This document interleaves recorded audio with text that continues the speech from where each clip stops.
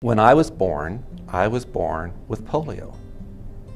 And so the doctors told my parents, that boy will never, ever walk. So because being raised on the farm, I had this concept that a farmer, when a tool wears out or a piece of equipment wears out, you kind of put it in the junk heap. And if you need some part of that somewhere along the way for another piece of equipment, you go out there and with a torch or wrenches, you take that part off and you add it to this other piece of equipment that you're needing.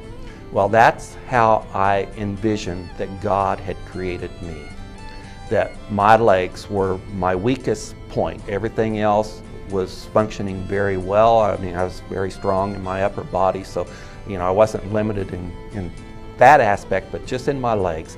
And so because of all that, I had this idea that God had just gone to the junk heap of human debris, and he just said, that right leg looks like the one I'll put on Larry.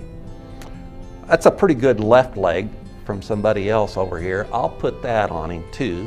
And so that was kind of how I envisioned God created me.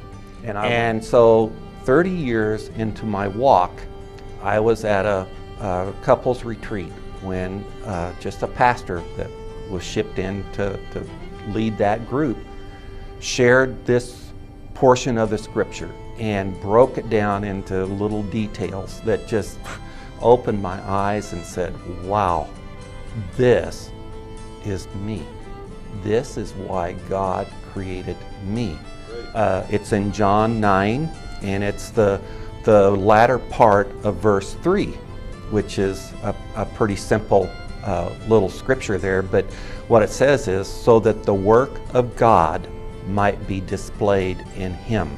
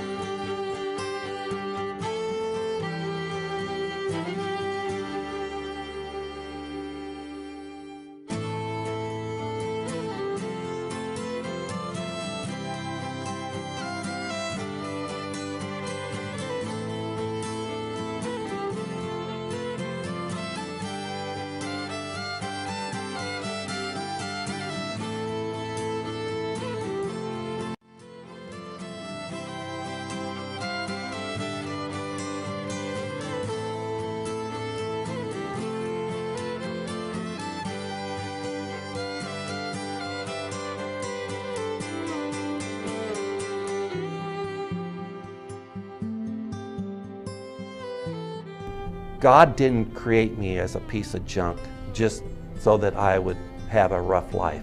It wasn't for that at all. But because of what he did back then when I was born, and what he did in my heart to create this new heart that said, it's okay, God. I'm okay with being a cripple, and you're using me to share what you've done in my life.